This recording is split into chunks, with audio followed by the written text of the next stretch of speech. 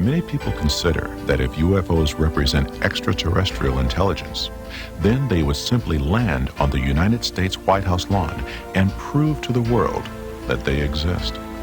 In 1952, those people almost had their proof. Perhaps the most important sighting of all time was the so-called Washington merry-go-round that occurred in late July 1952. It seems to have been a whole set of anomalous objects that appeared over secure airspace in the Capitol, over all of the famous important buildings that paced craft around Washington National Airport, that was seen by a variety of radars at the time. At 11:40 p.m. on Saturday, July 19, 1952, an air traffic controller at Washington National Airport spotted 7 blips in a corner of the radar scope. They were moving at 100 miles per hour and were heading for the Capitol. No aircraft were known to be in the area. Jet interceptors were scrambled to investigate the UFOs, but within moments, the radar blips had disappeared.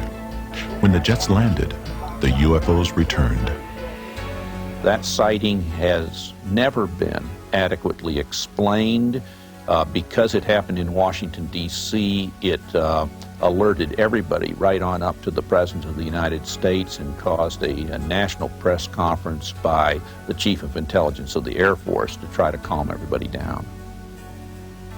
At his press conference, General Sanford, Air Force Intelligence Director, confirmed that the objects were not secret American weapons and reiterated the Air Force's obligation to investigate the UFO.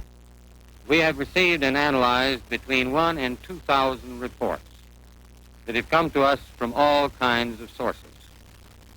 Of this great mass of reports, we have been able adequately to explain the great bulk of them, explain them to our own satisfaction.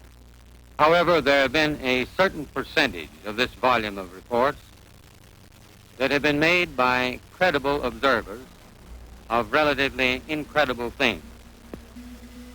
It is this group of observations that we now are attempting to resolve. We have, as of date, come to only one firm conclusion with respect to this remaining percentage, and that is that it does not contain any pattern of purpose or of consistency that we can relate to any conceivable threat to the United States.